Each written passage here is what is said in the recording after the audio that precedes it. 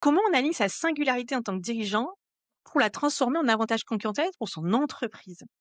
Et je suis ravie de t'avoir aujourd'hui parce que je pense que c'est quelque chose qui gagne à être creusé dans de nombreuses TPE, PME, pas forcément, quand on est, seulement à son compte ou solopreneur, mais de manière plus globale, même quand on est une équipe, c'est intéressant au niveau du dirigeant, ou de la dirigeante et c'est ce dont on va parler aujourd'hui. Exactement, et je suis ravie d'être là, Sandy.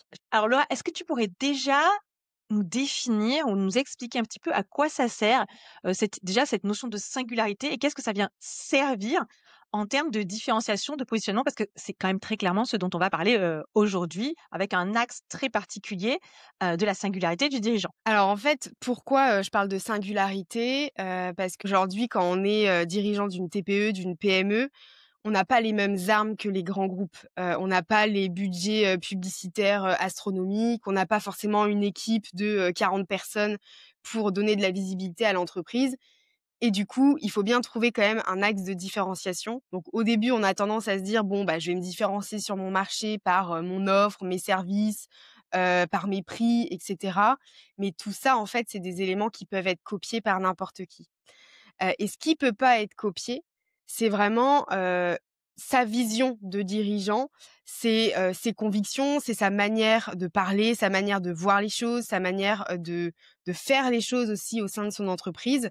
Et c'est ça, en fait, qui est important de venir mettre en avant quand on a une structure type, TPE, PME et même quand on est, solopreneur. Hem, Donc on est vraiment sur le territoire de la marque personnelle. oui, tout à fait. OK, et donc toi, ce que tu nous proposes de faire, c'est la jonction entre la marque personnelle et un avantage concurrentiel pour l'entreprise. C'est ça, parce que quand on arrive à trouver ce qui nous rend unique en tant que dirigeant et ce qui, n'est pas commun à tous les autres dirigeants du même secteur, on va réussir à le mettre en avant dans sa communication, à le mettre en avant dans son marketing, à le mettre en avant, sur son site internet, dans son storytelling, dans, son pitch, dans ses offres.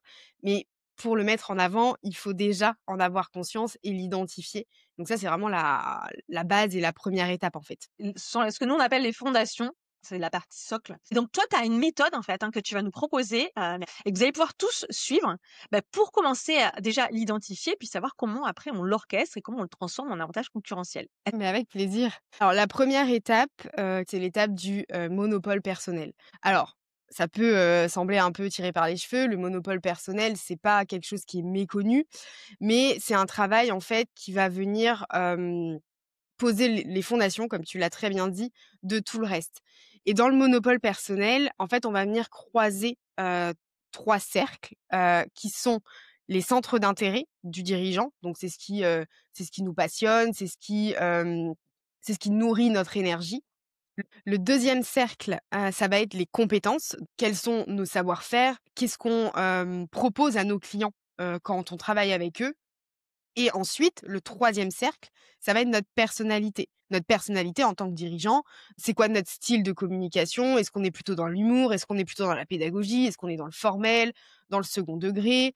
Hem, c'est quoi notre énergie naturelle dans la vie de tous les jours? Et ces cercles-là pris indépendamment, bah, c'est pas ce qui va, nous permettre d'avoir un monopole, puisque ça pourrait être copié. Des compétences, ça peut être copié par nos concurrents, C'est enfin ça peut copié. être, on un concurrent peut avoir les mêmes compétences que nous, peut, avoir les mêmes centres d'intérêt, peut avoir une personnalité similaire, mais les 3 ensemble, c'est quand même assez rare. Et venir travailler sur ces 3 cercles indépendamment, mais ensuite de venir les rassembler, ça va être la première étape du travail, après d'identifier son ses éléments de singularité, et ensuite de les transformer en avantages concurrentiels. Mais d'abord, ce travail exploratoire, j'ai envie de dire, c'est le premier socle et c'est la première étape. Alors moi, j'ai envie de te poser une question, c'est comment on choisit ces centres d'intérêt? Parce qu'on peut en avoir plein, mais est-ce que c'est forcément pertinent avec, ce qu'on veut, on va dire, je vais te donner un exemple pendant très longtemps. Moi, typiquement, ma passion pour la paléoanthropologie, je peux t'assurer qu'au début, je me suis dit: «Mais jamais de la vie je vais aller en parler, quoi. Tout le monde va me prendre pour une cinglée, ça a rien à faire avec la choucroute, je vais passer pour une fille bizarre». Donc comment, bon, finalement, il s'est avéré que non, mais Ça a été un travail de long terme. Toi, tu dirais que comment on sélectionne ses intérêts? J'aime le golf, j'aime la cuisine, est-ce que ça a lieu d'être? C'est une question qu'on me pose très souvent, donc ce que je conseille toujours, c'est de venir tout lister sans se limiter, sans se dire: «Non mais ça c'est pas pertinent, ça sert à rien» et cetera. Venir vraiment tout lister, dans les 3 cercles et ensuite, je donne un exemple, ce que je donne toujours. Moi, j'ai un centre d'intérêt qui est le jardinage. Bon, mais force est de constater que c'est pas une compétence. C'est-à-dire que c'est pas quelque chose que je vais pouvoir vendre. Je suis absolument nullissime. J'adore ça, mais je suis nullissime. Donc en fait, on liste ses centres d'intérêt, mais à un moment donné, il va falloir le croiser avec les autres cercles. Heu et fondamentalement, mes centres d'intérêt pour le jardinage et les potagers et cetera, c'est clairement pas des compétences que je peux vendre parce que je fais mourir toutes les plantes. Et donc en fait, on va venir Moi après aussi. éliminer. Non mais c'est un D'accord, après exemple tu qui parle sélectionnes. beaucoup.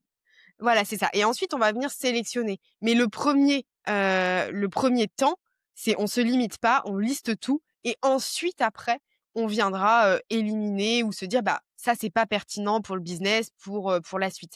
Mais d'abord, on ne se censure pas et on y va. OK. Bon, en plus, je trouve que c'est un exercice qui est assez chouette à faire, donc n'hésitez pas, allez-y, prenez-vous un petit carnet et listez, vos centres d'intérêt, vos compétences et votre personnalité. Donc ça, c'est la première étape. Maintenant la deuxième étape. La deuxième étape, bah, il va falloir venir croiser tout ça. Donc je vais donner un exemple parce que je pense que les exemples, c'est sûrement plus parlant. Mais, par exemple, si, vous avez, des centres d'intérêt, autour plutôt de la pédagogie, que vous adorez, expliquer les choses, que, vous êtes, très doué là-dedans, que vous avez des compétences en finance, en fiscalité et que vous avez une personnalité, qui est un peu décalée, qui est un peu, dans l'humour et cetera.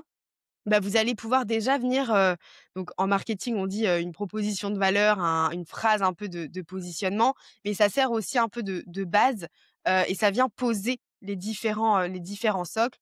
Je prends l'exemple de la finance, de la fiscalité parce que c'est une des dirigeantes que j'ai accompagnées dernièrement, mais heu, elle a vraiment ce côté humour, ce côté pédagogue, ce côté passionné pour la fiscalité et en fait, dans sa communication, elle était, hyper plate, hyper monotone, et en fait, n'importe Ce qui qu'on aurait attend pu, finalement quelqu'un dans la finance. Malheureusement, c'est très exactement, cliché. exactement, mais justement, c'est cliché et c'est aussi ce qu'on attend, et c'est ce à quoi on s'attend de voir et finalement, toutes les personnes qui sont un peu dans la finance, dans la fiscalité, c'est très corpo, c'est très lissé, c'est très, protocolaire et du coup, pour venir se différencier et transformer qui on est en avantage concurrentiel, en fait, on est venu faire ce travail de monopole personnel et en fait, elle est très dans l'humour, elle est très dans la pédagogie et du coup, cette sa phrase, de positionnement, en tout cas, c'était quelque chose du style, je rends la finance accessible et digeste pour les TPE-PME avec pédagogie et humour. On est venu associer, son sujet, qui est la fiscalité, sa compétence aussi et sa manière unique de le faire, son trait de personnalité qui est l'humour, et la pédagogie. Et en fait, C'est c'est des mots qu'on déjà voit pas souvent associés, hein, finance et humour quand même. bah, c'est ça. Et donc ça, c'est un exemple, mais par exemple, j'en sais rien, j'ai une cliente qui était dans le recrutement, et qui avait, un centre d'intérêt énorme pour tout ce qui était, le sport et surtout le tennis. Bon, bah, dans sa phrase, de départ, on a mis que elle faisait matcher le bon candidat avec la bonne entreprise. Les hauts, on les a remplacés par des balles de tennis. Donc mais d'abord, il faut venir identifier tout ça parce que ça vient pas, comme ça, on sort pas ça de son Oui. chapeau et on peut se dire, «Non mais ça n'a aucun intérêt, c'est complètement à côté de la plaque, on va se moquer de moi». Enfin, toutes les phrases qu'on peut se dire et quand on a peur finalement de faire différemment et au contraire, Ouais, c'est faire ça, hein. différemment, c'est justement, prendre position sur son marché et se différencier de, ses concurrents et de la concurrence aujourd'hui, il y en aura encore plus, demain. Et alors moi, je vais te faire une transition dessus, c'est il y en a beaucoup aujourd'hui, il y en a encore plus demain, mais il y a notamment une concurrence avec, sur certains métiers avec les intelligences artificielles et arriver à démontrer que sa valeur, elle est supérieure et qu'on est différent de ce que pourrait faire une intelligence artificielle, c'est aussi travailler la personnalité et la singularité de sa marque, clairement. Donc Complètement. c'est pour ça que cet exercice est hyper intéressant. Donc je répète, ton étape 1, c'est d'aller explorer, les 3 volets de centre d'intérêt, compétences et personnalité et puis finalement dans l'étape 2, c'est l'étape où on va élaguer un peu et se recentrer sur ce qui est pertinent pour formuler une proposition de valeur. Je voulais te poser, ça te poser la question, on est d'accord que ça peut évoluer après dans le temps? Fur et à mesure qu'on développe son entreprise, faire évoluer ça. C'est pas, gravé dans le marbre, une fois pour toutes et hem et là, tout ce qui est pédagogie et humour, c'est quelque chose qui est beaucoup ressorti chez nous aussi et souvent les gens disent, «Moi d'habitude je déteste le marketing, je trouve ça horrible ou embêtant comme la pluie, pour ne pas dire de gros mots. Vous arrivez à rendre ça, fun, accessible, et on s'amuse. Enfin, on s'amuse, attention, on est sérieuse, mais on va dire qu'ils se tapent pas la tête contre un mur, quoi. Non, mais c'est ça C'est déjà et pas si mal. c'est déjà pas si mal, mais je rebondis sur ce que tu disais. Évidemment que ça évolue et que ça doit évoluer parce que quand on fait ce travail de monopole personnel, en fait, moi, j'ai tendance à conseiller de le faire tous les ans, en fait. Alors enfin, il y a plein de choses qui Mais ne je vont pense pas que c'est important changer. de le dire parce que ça peut faire peur de se dire: «Oh, je vais me figer sur un truc, après je pourrai plus changer». Oui et en fait, c'est comme, un positionnement. Un positionnement, il évolue. Il évolue parce que nos envies évoluent, notre entreprise évolue, le marché évolue, et en fait, le monopole personnel, il doit s'aligner avec nous et nous, on va évoluer et heureusement, enfin, c'est ce que je souhaite à tout le monde, d'évoluer et d'avoir un business et d'avoir, un environnement qui évolue avec nous et qui reste pas figé dans le marbre. Et on communique pas, de la même manière au début d'une entreprise que quand ça fait 10 ans qu'on a sa boîte. Peut-être qu'entre temps, nos offres ont changé, notre cible a changé, on a changé, nos centres d'intérêt ont changé, heu et en fait tout ça, ça doit évoluer. La communication doit évoluer avec le ou la dirigeante. Donc quelle est la l'étape 3 indispensable selon toi? Et l'étape 3, ça va être de venir l'incarner, ce monopole personnel. De venir l'incarner dans sa communication. Hem, il y a plusieurs façons de le faire, mais en fait, il faut que ce monopole personnel qui a été identifié, il se voit et il se ressente de partout. Moi aussi je Il faut qu'il se voit et qu'il se ressente de partout. Donc quand je dis de partout, en fait, ça va être de partout sur les supports de communication, que ce soit sur le site internet, que ce soit, si on est sur LinkedIn, que ce soit, si on a un podcast, dans le podcast, dans la newsletter, peu importe les canaux, il faut que ça se ressente, qu'on n'ait pas l'impression, d'avoir une personne sur LinkedIn, une autre personne différente sur le podcast. Enfin, typiquement, là, je reprends l'exemple de ma cliente qui était dans la fiscalité, enfin qui est toujours dans la fiscalité. Si sur LinkedIn, elle met de l'humour, elle met de la pédagogie et qu'elle a un podcast ou une chaîne YouTube et où elle est, super, monotone, où, c'est hyper protocolaire, où elle est plate et cetera, on va se dire: «Wow, mais c'est ouais, 2 personnes totalement ça va être différentes». dissonant, quoi. Ça va créer de la dissonance et dans la communication, il y a aussi une chose qui est très importante, c'est la cohérence. C'est la cohérence entre les canaux et la cohérence dans les différentes prises de parole. Donc, on vient incarner son monopole personnel dans son discours. Donc on répète finalement son monopole sous différentes formes. Ça peut être dans son storytelling, ça peut être dans ses posts, ça peut être dans des vidéos, ça peut être, si on est interviewé, ça peut être, si on fait une conférence, ça peut être dans notre pitch quand on présente notre entreprise. Bref, il faut que le discours, il soit cohérent et incarné. C'est-à-dire qu'on reste la même personne, quel que soit, l'endroit où on est, face à qui, peu importe la personne, qu'on a en face et le support. Ça Donc paraît, évident dit comme ça, mais en réalité, c'est pas si facile, hein. Je tiens à préciser que ça demande de l'entraînement, d'être comme ça parce que parfois, c'est plus facile, à l'écrit de se dire: «Bon, c'est à l'écrit» et une fois qu'on est au micro, on va être un peu plus, comme ça parce qu'on n'a pas, l'habitude. Donc ça demande quand même, de la concentration et du travail. Quand on en parle, Lola et moi, ça a l'air hyper simple, et très théorique, mais si au début vous trouvez l'exercice difficile, c'est normal! C'est normal, tout va ouais. bien. C'est pas il y a des personnes qui trouveront ça peut-être plus facile que d'autres, mais garder cette cohérence dans le discours, heu, peu importe le canal et le format qu'on utilise, c'est pas si évident. Donc ne vous inquiétez pas et il faut le travailler et se faire aider d'ailleurs pour le travailler, c'est tout à fait possible. Et moi, j'avais une question pour toi Lola, Parce que je suis tout à fait convaincue par ce que tu dis et cette méthode. Mais la question que je me pose, c'est si mon entreprise grandit, que je suis plus la seule dans l'entreprise, si je suis un dirigeant avec une équipe, comment je fais pour que une singularité qui vient de ma propre personnalité puisse devenir un avantage concurrentiel pour toute l'entreprise, même si c'est pas moi qui parle? Mmh. Excellente question parce que c'est vrai que ça, c'est surtout en fait, c'est surtout valable, pour des dirigeants de TPE où en fait, il y a pas encore, tout un gros service com, où il y a pas encore les employés qui prennent la parole, où en fait on reste quand même le visage de la marque ou de l'entreprise.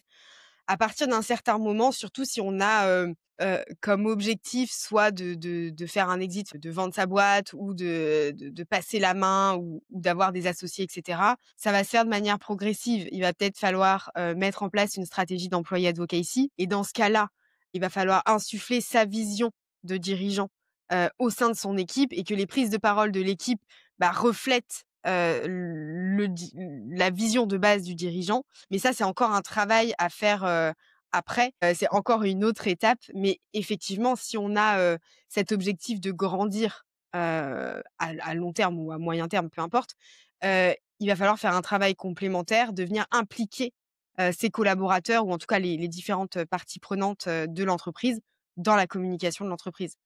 Mais ça se fait progressivement et ça, j'invite aussi quand on a, quand on sait. Parce que bien souvent, je pense, notamment aux startups, par exemple, ou aux entreprises où un dirigeant, il sait très bien que ce sera pas, une entreprise, à vie, qu'il sait qu'il va sortir à un moment. C'est d'anticiper ce moment-là et de venir le faire progressivement au travers de building public, par exemple, donc d'expliquer les choses, et au travers de la formation de ses équipes, de venir travailler avec ses équipes, en tout cas les futurs communicants de l'entreprise, qui donneront de la visibilité demain à l'entreprise, qu'ils parlent d'une même voix et que ça corresponde à la vision du dirigeant. Donc ce que tu dis, c'est que finalement, c'est cette stratégie de monopole personnel qui peut devenir un avantage concurrentiel, c'est une stratégie qui va correspondre à un timing particulier, de l'entreprise, qui va être entre le début et l'amorce de croissance et si je veux la revendre, il faut quand même aussi que je prenne des dispositions,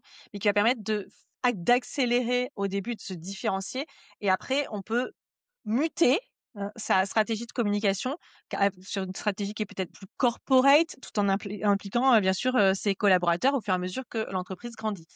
Est-ce que j'ai bien résumé? C'est ça, c'est exactement ça. OK. Bah, je voulais poser la question parce que je pense qu'on peut légitimement, se la poser. Moi, nous, nos clients qui ont des entreprises qui sont déjà avec, heu, pas mal d'employés, ils peuvent avoir des, réticences à aller sur ce terrain et je trouve que c'est le discours de dire: «Oui, mais vous pouvez prendre la parole et ça n'empêche pas que vos collaborateurs aussi prennent la parole» et moi, j'ai envie de te dire que même certains collaborateurs qui sont appelés à rester dans l'entreprise, je parle s'ils sont associés, alors évidemment tout le monde peut partir un jour, hein, je dis pas, mais on sait qu'il y en a qui sont là quand même potentiellement pour plus longtemps, peuvent eux-mêmes devenir, des avantages concurrentiels dans leur communication et dans leur prise de parole. Complètement et même arrivé à un certain stade, heu, m moi je suis convaincue qu'il faut que, les collaborateurs prennent la parole.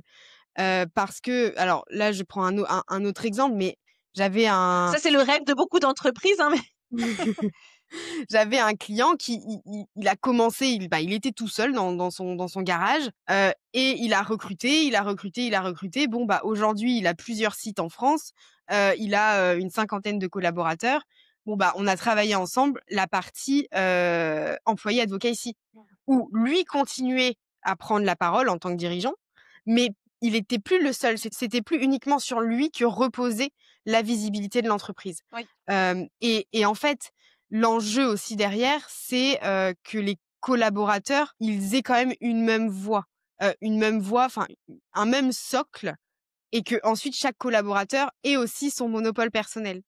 Donc après, on va venir en fait, dispatcher, les différents monopoles personnels, mais dans un socle commun qui sera la vision de l'entreprise. Donc pour résumer, c'est un travail vraiment pour moi, qui est sur l'oralité aussi et ça on n'en a pas forcément parlé. C'est que quand on parle de personnalité, il y a de l'oralité, donc la manière dont je m'exprime et le fait de prendre la parole, que ce soit seul en tant que dirigeant ou avec les collaborateurs, bah, ça va ça va appuyer sur la partie émotionnelle de votre audience et c'est probablement pour ça que ces enjeux de personnalité et de différenciation par la personnalité sont aussi importants, de nos jours. C'est que c'est quelque chose qui est, tu l'as très bien dit Lola, au début, qui n'est pas facilement copiable et aujourd'hui, c'est ce qu'on cherche à éviter, c'est d'être facilement copié. Est-ce que tu as moi, je voulais te poser une petite dernière question pour que ce soit, tu sais, nous, on adore les choses très actionnables sur My Marketing Podcast. Est-ce que tu aurais, une petite checklist comme ça en tête de questions que tu poses, pour aider à la réflexion sur ces sujets-là?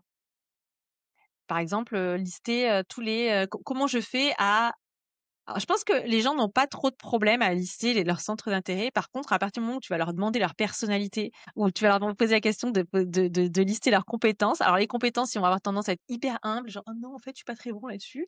Et alors, leur personnalité, ils vont te dire, aucune idée. Donc, est-ce que tu as des moyens de faire des icebreakers avec soi-même, en fait? Alors sur la personnalité, c'est vrai que c'est le plus difficile à aller chercher parce qu'on généralement, on est son Eh pire oui. juge. Moi, je conseille vraiment de poser la question à 3, 4 personnes, de confiance, d'aller leur demander: «Bah, quand tu penses à moi, quels traits de personnalité te viennent en tête?» heu, dans mon style de parole, Est-ce qu'on pose la question à son entourage ou à des clients? moi, j'ai tendance à dire les 2 en fait. Alors mais il faut pas non plus que ce soit quelqu'un D'accord. qui faut pas que ce soit, votre mère par exemple, enfin votre mère ou votre père ou une personne qui sera pas qui vous dira qui va vous brosser dans le sens du poil. Donc j'ai tendance à dire qu'il faut une personne objective de votre entourage, enfin 1 ou 2 personnes objectives de votre entourage et d'aller le corréler soit avec des collègues, que vous avez, soit avec, des clients. Ça peut être des clients. Moi, je l'ai fait avec mes clients, par exemple, pour, mon propre monopole personnel. Oui, moi aussi, Heu je l'ai fait avec mes clients. et je trouve qu'en fait et c'est bien justement d'avoir plusieurs, personnes de différentes sphères de sa vie parce qu'on voit pas les mêmes choses. Et bien souvent il y a des choses que votre entourage voit quand vous êtes en off, où vous êtes, plutôt naturel et que vous cachez à vos clients et ça vaut le coup d'aller justement chercher, ce que vous montrez pas. Parce que ce que vous montrez pas, c'est souvent qu'il y a une raison pour laquelle vous la montrez pas. Donc il y a des choses, effectivement, ça reste en off, mais il y a d'autres choses, le côté humour, typiquement, généralement, on le cache avec les clients parce qu'on veut paraître, sérieux, et cetera, alors qu'en fait, il y a pas de raison de pas le montrer. Donc venir poser des questions à ses clients, à des personnes proches de soi, ça peut venir aider, en tout cas donner un premier élan, à cette partie sur la personnalité. OK, donc pas hésiter à demander de l'aide, autour de soi. Bah, écoute, un grand merci, pour tous ces conseils. Lola, où est-ce qu'on peut te trouver ou te dire bonjour? On peut me retrouver évidemment Merci d'ailleurs, hein. on peut me retrouver sur LinkedIn, et on peut me retrouver aussi bientôt sur YouTube et sur toutes les plateformes d'écoute puisque mon podcast sort, très bientôt. Donc je mettrai, en lien, si tu veux dans Ah mais il faut nous le dire. Il eh faut beh, oui, donc oui, tu as un oui, podcast qui sort très bientôt, on nous lâche l'info là, comme ça à la fin? j'aime bien, tu vois, Eh ben, écoute, le petit, s'il est sorti au moment où on sort cet épisode, on mettra le lien. carrément, avec plaisir. Merci beaucoup Lola et à très bientôt. Merci Sandy, à bientôt. Ne bouge pas.